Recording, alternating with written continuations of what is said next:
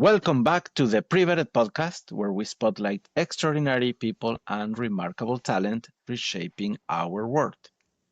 Our guest today is Veronique Rozan, Senior Director of Product Management and Pricing at TE Connectivity.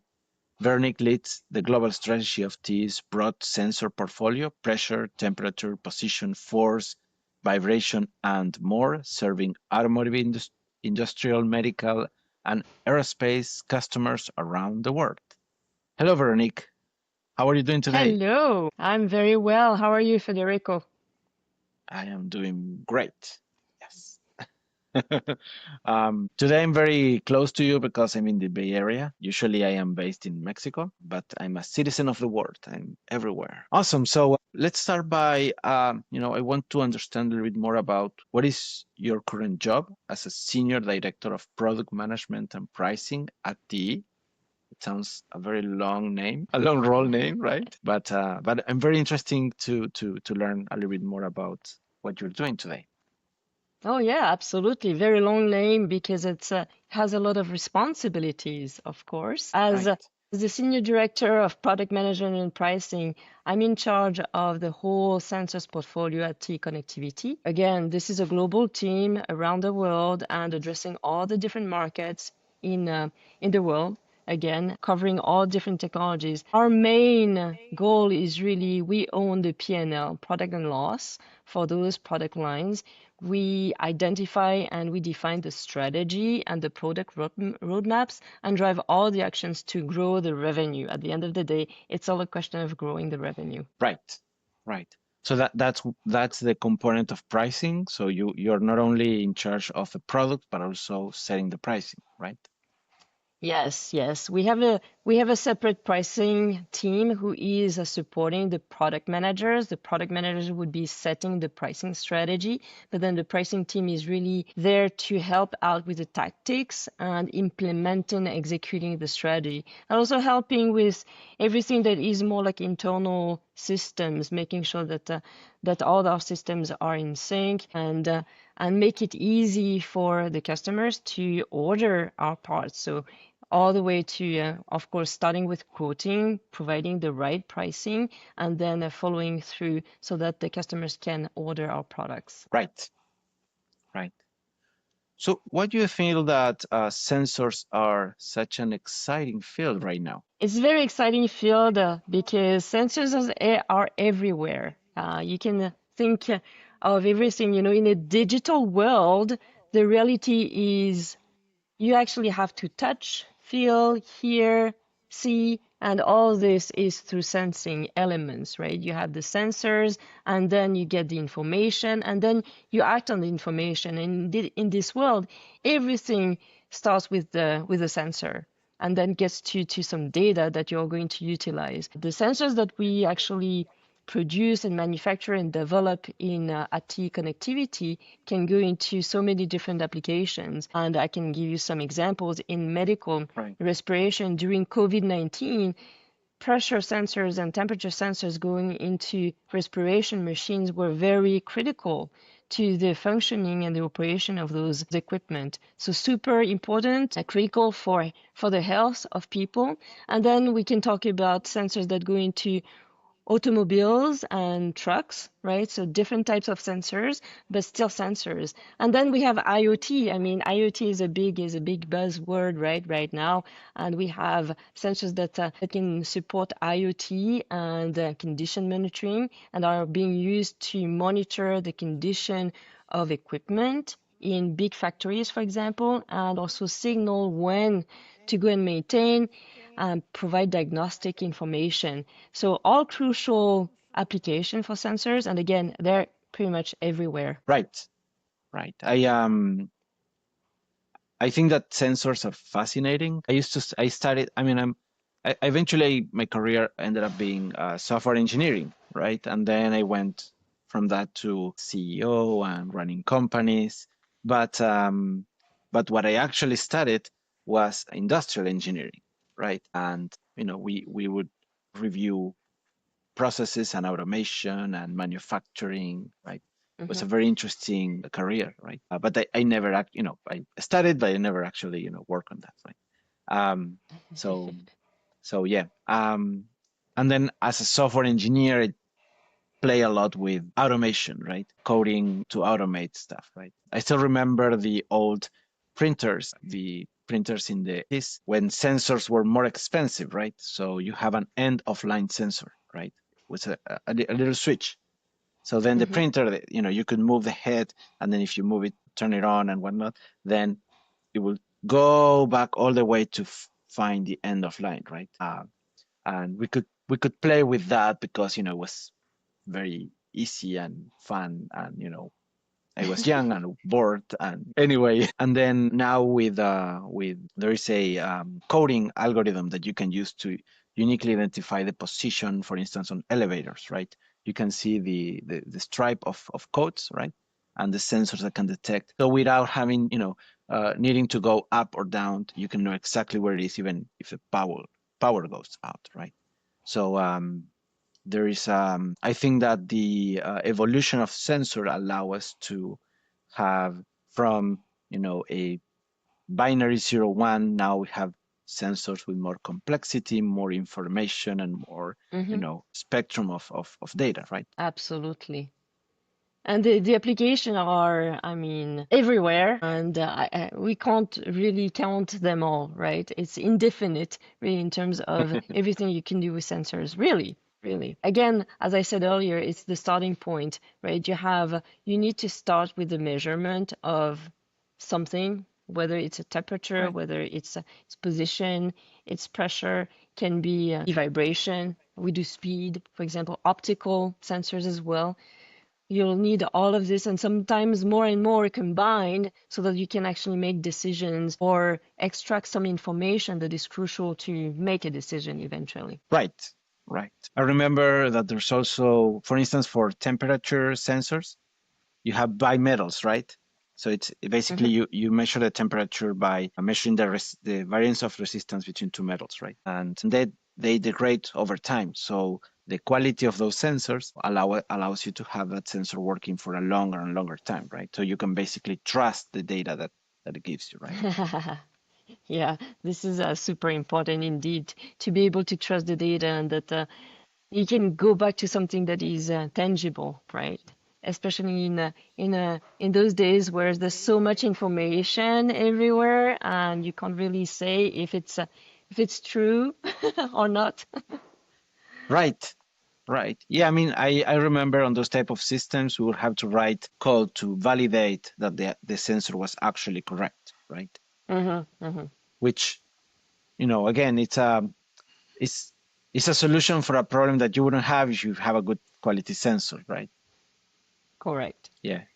But we were limited to the quality of the sensor we could use. So anyway, it was a longer story, but yeah. So you mentioned about pricing, right? What is the complexity of pricing for sensors? I understand particularly because you are operating worldwide, right? Yeah, so in terms of complexity for pricing is of course it's indexed on the product strategy and our products are global, right? So you have to cover different regions. So you have to understand the different dynamics of the different regions, what the expectations are from the customer, understand the competition out there. Are you in a leading position or are you just another one in that same market? Super important. And then the strategy, right? Because you could be looking for becoming the leader or to be only another one, right? A me too, as we say here. So it's really all the dynamics between the regions, between the customer's behavior, the competitors, our own strategy, and how we want to go and grow and win to define what that pricing strategy is going to look like eventually. So of course, we don't want to have one product, one price type of strategy. It has to be aggregated, otherwise it's impossible to manage. And what we've been doing in the past years, we're trying to simplify our structures for pricing so that we have different price curves and we just apply them differently for different product lines and regions. Right. Yeah, pricing is very complicated. I mean, particularly when you start doing, export, import, and the local taxes and the local regulations, and you know, and the from what I understand, the amount of product items that you have is so big, right? That the sheer volume, it's it's not taunting, it's Yes, yes, there's definitely a lot of activity related to pricing, and technically it's complex and difficult, but at the end of the day, pricing strategy is very simple. It's to me, it goes back to its value-based pricing. How much is the right, customer willing to pay? And that's what we're going to charge, right? We don't want to overshoot because then you're missing on market and revenue. And if you're right, under, then you're missing on margin, on profitability. So right. there's a right balance. And Yes, what we try to do is always put ourselves in the shoes of who is going to buy. What is that customer going to think about when they're looking at our products? Is the customer willing to pay extra because he's going to get the performance and value and differentiation? Or they're not looking for all of this and what they want is just something that works? Then that's a very different story and different approach. right. Have you seen what are the tendencies that have you seen in prices on the sensor industry overall? Have you seen that prices are going down or going up? We had a big correction in the COVID years where everything went up, and it wasn't just related to sensors. I think if everybody saw that, right? Inflation went up, Yeah, everything went up, and we were not the exception. We also had a big impact on our side, and we followed the same trend. Now it's stabilizing back down, and we see a lot of pressure to actually come down, especially because unfortunately now we have to offset some of the other mechanisms that are happening. I will mention tariffs. So we're being hit, or our customers are being hit by tariff. We are being hit by tariffs. Our customers are being hit, and some will be looking for, okay, well, how do we balance that out? So there's even more pressure, and then there's competition coming in and seeing that as an opportunity for them because they might have manufacturing located somewhere else. And that's an advantage compared to others who might be manufacturing in China and needs to import into the US. Wherever there is, there's going to be complication and there's a lot of pressure coming in. Now, I don't think that we are at the point that we're pre-COVID levels of pricing, so we're still higher than that, but clearly there's a pressure to come down. right, right. Yeah, the project that I was talking about before, I'm from Argentina, but I moved to Mexico 17 years Mhm. ago, and one of the issues we had in Argentina was lack of spare parts for a lot of industries, right? So to give you an example, a MacBook Pro would cost 5 times more than in the US, right? Because of the importing cost, right? And the importing restrictions, right? It was between tariff, it was between that you could not get access to dollars. So if you buy something, you needed to give the dollars, but you were unable to buy the dollars. So there was this, um, illogical restriction that didn't make sense. And then from there, you had to pay a lot of taxes to get the product in, right? Mm-hmm. And the market is very small because there hasn't been a lot of development because it's like one thing leads to another, right? Mm-hmm. Yeah, yeah, yes. So then what we would do is we would use local source products that we could buy. There was a very distinctive price between something local or regional versus something that Mm-hmm. was imported Mm-hmm. from other countries, right? So then we would have to figure out what can we do with with the limited availability of spare parts that we could have, right? Oh, So okay. yeah, I had a neighbor that has a old BMW, and he loved that car, but he would not be able to buy it again, basically, right? He bought Mm-hmm. it when he the import and export was open, and then after it closed, he was unable to buy the same car again, right? So he Mm-hmm. loved that car, and it was an old BMW 325. It wasn't, it was not any, supercar, whatever, but for him, it was very important because, you know, if he had to buy that car again, would be unable to, right? because Mm-hmm. of this disparity of the prices, right?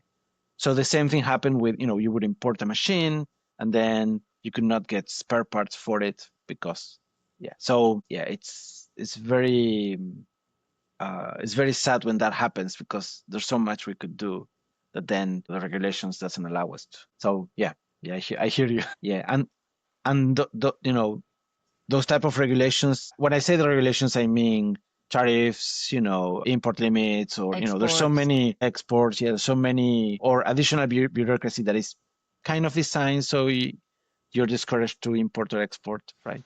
Uh, so yeah. Yeah, it's nowadays it's really hard to navigate through all those because, well, me being in the US, right, with everything that is changing, we're all waiting for and expecting some changes again on August 1st, and we're wondering what that's going to look like. We have some indications, but it's also a lot Right. of work on our side to actually take action and implement and then go back and communicate with the customers, inform them of what is changing, what that means to them. Just being on top of it, it's extra work that, well, we could do without, but it is what it is. Yes, yes. In Argentina, it was so bad that you would go to a distributor to buy a spare part, Hmm. and they would have the spare part, and you would say, "Okay, how much?" And they would be like, "I cannot tell you, right? I want to sell you this spare part, but I cannot tell you the price, Oh, wow. right?" So what they would do is they would call the importer, and they would say, "How much does this spare part cost?" And then they would say the price, and then they would put the profit, and then they will sell it to me, right? So the dollar variations, the taxes variations, all of that was calculated real time, right? Oh, wow. Okay. Plus, in 2023 they had a 70,000% inflation on it increased in the last weeks of December, but Hmm. nevertheless they were at the edge of hyperinflation, right? But how much does this product cost, right? Well, today 500, tomorrow 550. If you ask in the evening, it's going to have different prices, right? So people were used to like every day change the prices for everything, right? Until eventually you go to supermarket and nothing would have prices because they wouldn't know, right? It was that that crazy. Yeah, it's those type of things. The issue is and uncertainty, right? When you don't know what's going to happen in the future, you cannot plan, Yes, and you keep reacting, right? So correct. yes, yes. I don't think the US is getting there yet, but but I leave those type of uncertain levels of uncertainty before. So for me, it's more normal, I guess, right? Hmm. Which is it is what it is, right? It's not a good experience to have. No, I think we're getting used to it. We in on my side, when we knew what was going to potentially happen, we got ready, we prepared ourselves, and I think we've handled the situation pretty well.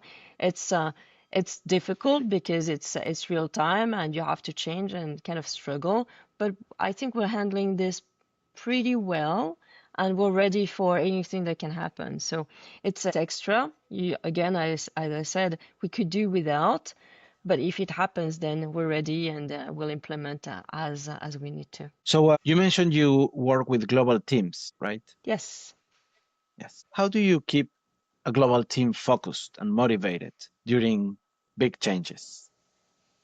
Wow, that's a very heavy one, and I can talk about both the globality aspect of the teams and also the change component because I can tell you that I've joined T Connectivity. It's been more than 4 years. And when I joined, we were already on a journey for transformation, so a lot of changes. And if I look back, right, all the 4 years and a half that I spent, there's been a change pretty much every 6 months or every year. So I'm still standing, I'm still here, right? I've gone through many changes myself with my own responsibilities. because when I started at T Connectivity, I was also a senior director, but I was responsible for only one portfolio, and for some markets, so for industrial medical markets and for the pressure portfolio. And then if I look now, I have the pricing team, and I also have all the different portfolios, the different technologies. So across all technologies, but also across all the markets. So I've really increased my team and responsibilities throughout the years. But that's been kind of easy on me because it's been growing and it's been really challenging and interesting for me. But I can tell you that many of the team members that I have, after the first 1-2 years, the feedback that they were giving us and to the leadership was, we need stability and of change. Like, I came in there and told them, you know what? I can promise you that there's going to be change. There's no way for me to lie to you and tell you there's not going to be change. There's going to be change. It's life. It's just the way it is. And we're in a dynamic world and things are going to change and we need to change with our times and with the dynamics of the business, of the market and everything. But what I can tell you is I'll try to find stability in terms of, you'll find solace in understanding what the expectations are, what your role is. You'll have a good idea of what good looks like, and we'll do our best to really keep sight of your own development so that there's continuity and stability there, right? Because one of the fear in changes is, especially when you change teams managers, is, oh well, in the past 4 years I've had 5 managers. How am I going to grow? Because each manager I have to kind of start all over again. And I think this is important to find the way to have that continuity.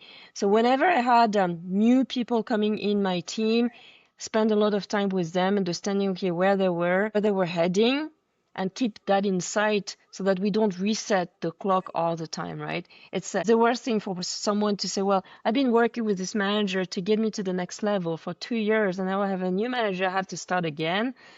Hard, very hard. So we've been trying to really focus and help out everybody in the team to continue developing and also give some level of stability in terms of the assignments, the responsibilities. Okay, you've got this portfolio, you focus on those products, try to keep the same assignments for some period of time so that there's no disruption too often, even though overall we've been changing a lot of things, right? Training, getting people to understand what the expectations are. I think this is important. Setting the right goals also is helping navigate through. And then the other thing is on the globality, right? We talked about the fact that well, I have teams everywhere in the US, in Europe, in Asia, and we're all pretty much remote. So even if you might have people in the same country, they might not actually meet because they're in different locations.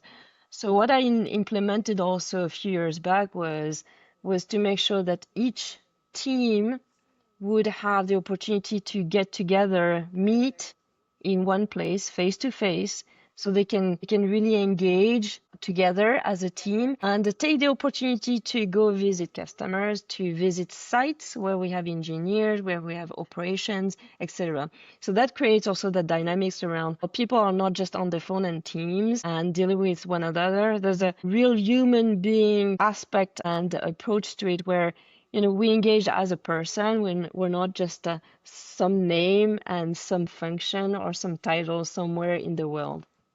So that's been I think that's been very important to create that engagement within the teams and that connection. Right, right. Long answer. It's a long answer. I'm trying to I'm trying to go through each, but yeah, the I think that I agree that the interpersonal relationship, converting a face on Zoom, whatever, or an email, right, where it's an anonymous person to a closer relationship, right, is a big win on the dynamic of the work, because that way you can work better, faster, with a better communication. There's so many benefits for that, right? And doing Yes. it remotely, it's challenging because everybody's in their own little cave doing their thing. So it has to be intentional, right? An intentional effort of integration, team integration. You mentioned about that change is inevitable. I agree to that as well. One thing I've seen on bigger organization is that this concept of crystallization of organizational structures and processes that makes Mhm. change harder, right? Um, and that makes that big. The issue with that is, when you have a bigger team, it's more likely to happen because you're a smaller part of a bigger machine, right? So you cannot see the big picture, right? When you're in a startup, it's like you and I are working in a startup, we can see the edge of how much runway we have, and then after that, you know we're all dead, right? So we Mhm. have to work together towards. Whereas in a bigger organization, sometimes you kind of lose track of that, right? And that leads to this stagnation of uh, people and process, right?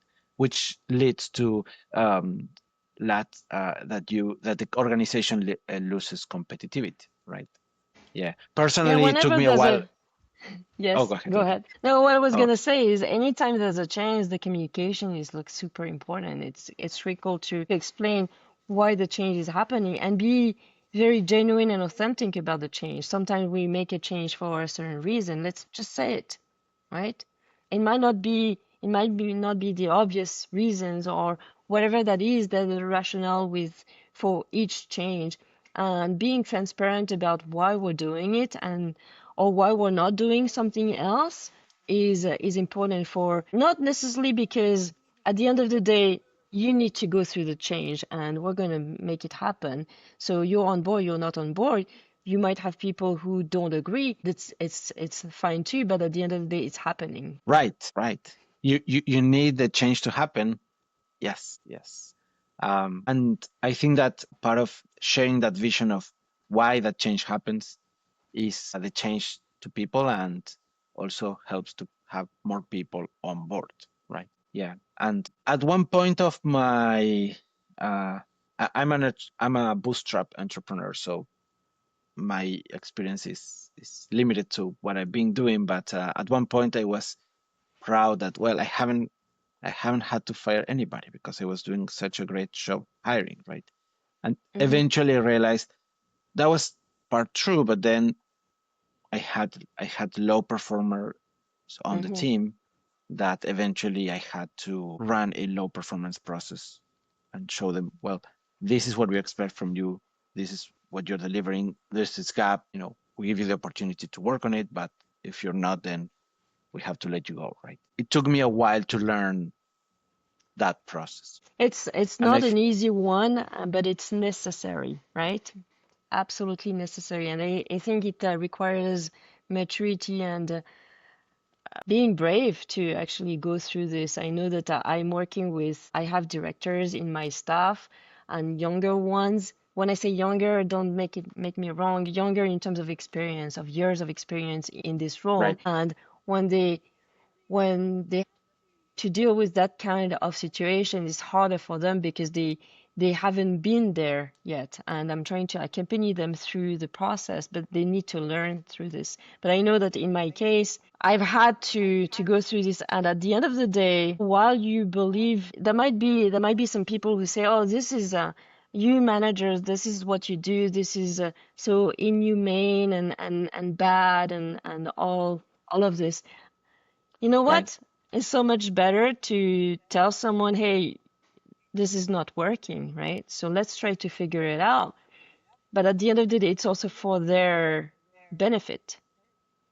Because if they're not right, performing, if they're not doing great, they're going to be miserable too. So everybody, at the end of the day, it's a lose-lose. We want to find the win-win, and the win-win might be, well, we part ways, you find another great opportunity somewhere else, different function, could be within the same company, could be different assignments, but that's where the manager is key in understanding where the strengths and weaknesses are and try to guide the person. I've had people who thought that they were very good there and they were not interested in other areas. They're like, well, your strengths are here. So if you overlap the strength and the motivation, it would be so much better than trying to go after something that you might think you like, but you're not good at. And sometimes you can train for it, but sometimes you can't. So having that alignment between, well, those are the strengths, and that's what I'm trying to do with the team, with my team, where if they have a strength in a certain area, I double bet on that area and really have them work more on that area than trying to change them completely, because I'm, you know, I'm of the idea of the opinion that we can change, yes, but not completely. There's a certain level of growth, there's development and so on, there's training you can do.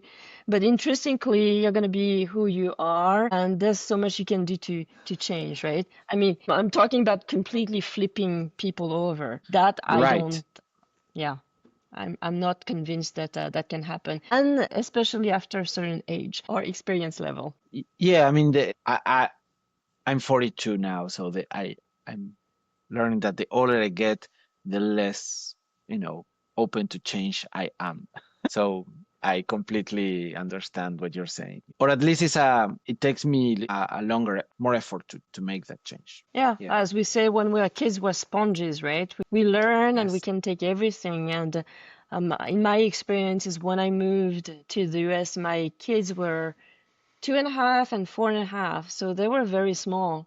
Not that small, but still pretty small. And they got into English. We came from France, so they were very small, Right. and very, very quickly they absorbed English, and now they're, I mean, it's been 15 years now, so no need to say they're they're little Americans or big Americans now for sure.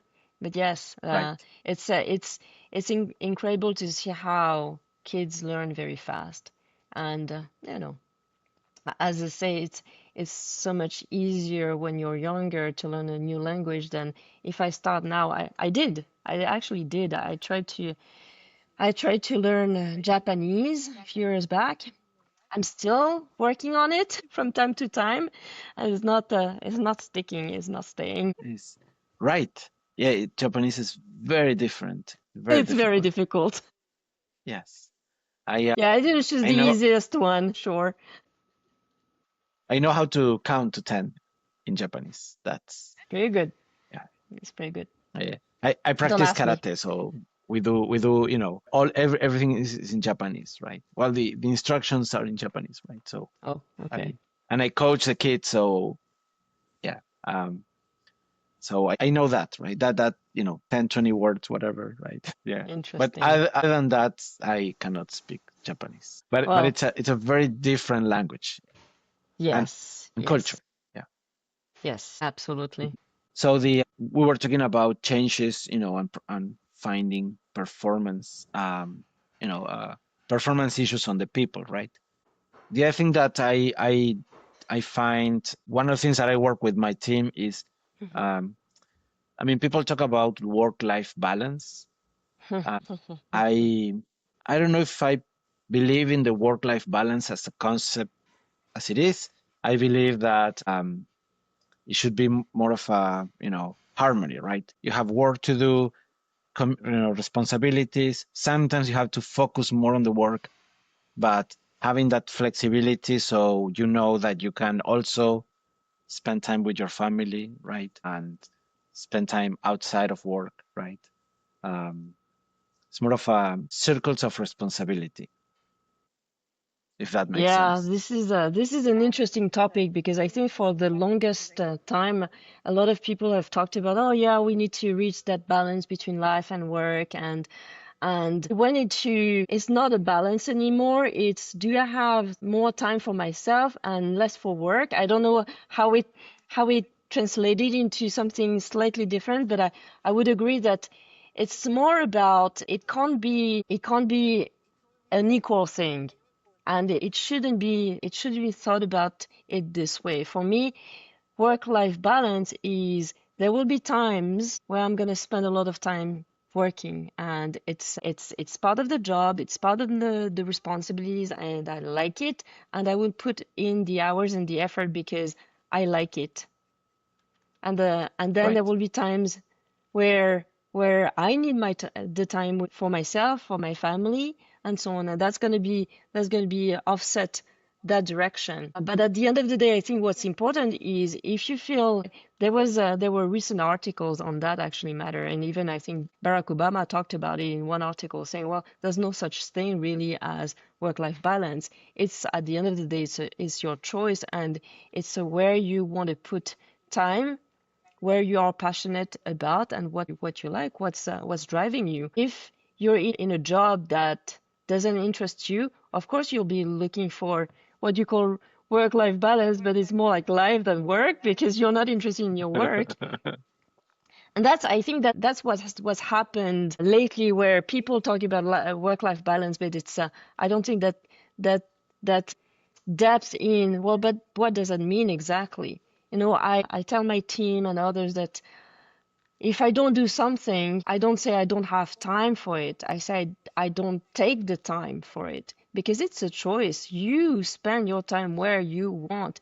If you're spending time in in a job that you don't like, and then you complain that you don't have enough time for yourself, maybe it's not the right job for you. Just saying. Right. I'm probably shocking here for many people, but as a woman who has two kids and grown-up kids now, I mean 17, 19, I'm very proud of my achievements as because I was able to have a great career so far, and I have great kids too, and I've been able to manage this.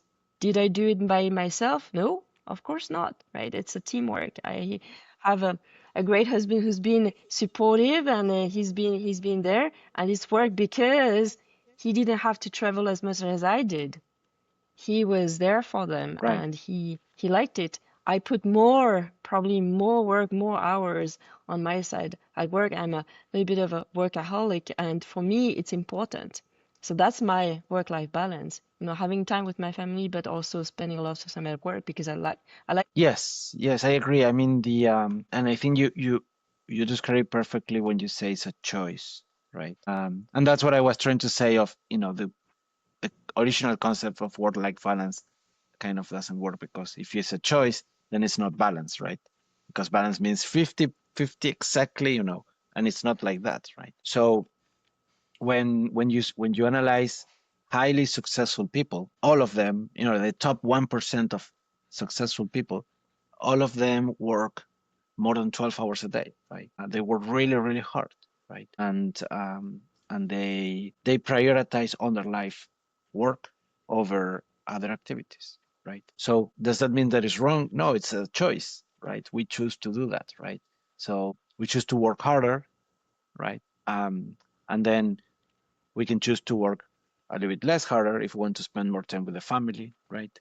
It's a choice, yes. It's a choice. And Yes, and absolutely. fluctuates, right? Year over year, through our life, we sometimes prioritize one, sometimes prioritize the other, right? Yeah, it depends of the requirements or the moments or the dynamics of the moment. We talked about the organization and the change in organization. Again, dynamics of the world around the business, the markets. Same here, right? There will be times in your life where when you might want to spend more time with your family and less time at work. I mean, I had my kids. Right. I had to stay home a little bit, take care of the the pregnancy and the babies for sure. But then I went back, Right. right? So depending on the moment, but also in my career, I started my career. I was traveling a lot. Then I had my kids. I had to stop traveling. It just went well at that moment. I changed function and that worked well, right, for me. So that was good.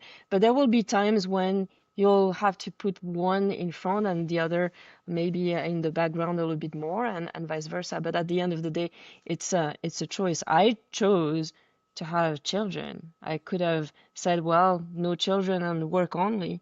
That's not what Right. I envisioned for myself. Right. Right. And I think that, that even though that could have a negative effect on the career, right? On the professional career a little bit, but having kids for both, dads and moms, right?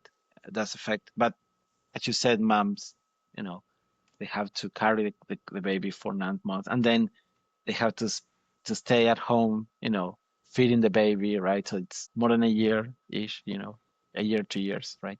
Um, so that have an effect on the career development, right? But I think that, and as you mentioned, having a partner that supports you, you know, you can make you can plan that ahead, and you can have a family and a career, right? And I think that that's amazing. I've talked to some of my fellow women colleagues, and they're always asking and trying to understand how I managed everything, right? And at the end of the day, you talked about choice. It's still a choice. You choose who you're going to spend your life with.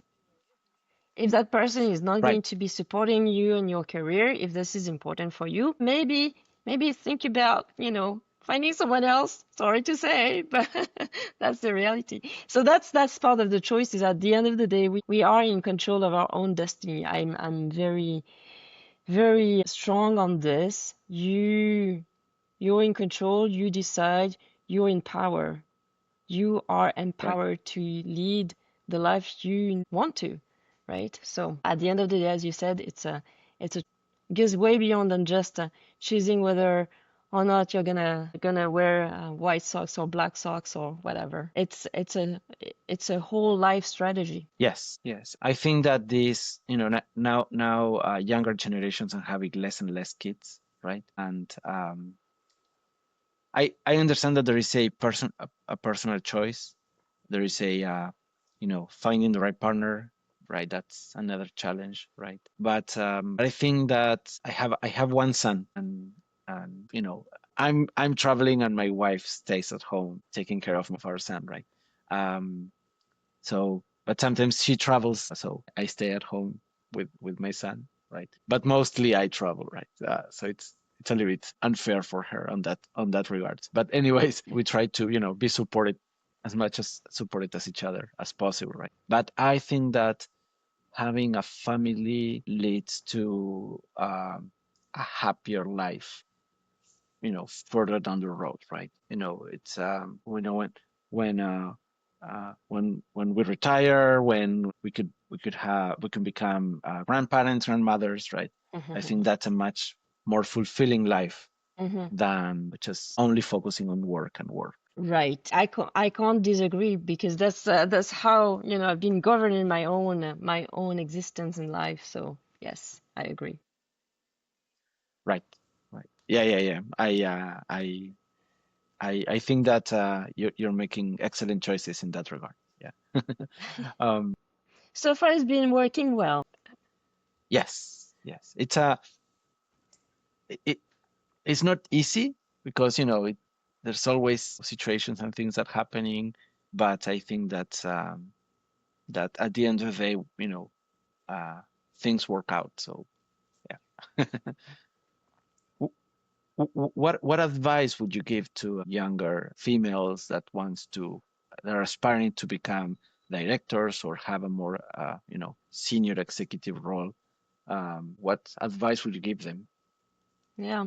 I think that when I was younger, I kind of went with the flow and never really positioned myself strategically or asked.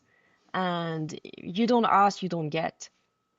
I was lucky enough, I think, throughout my career to have managers, leaders who would really look out for me and make sure that I would always have the next level of responsibilities, the next projects, and all of this.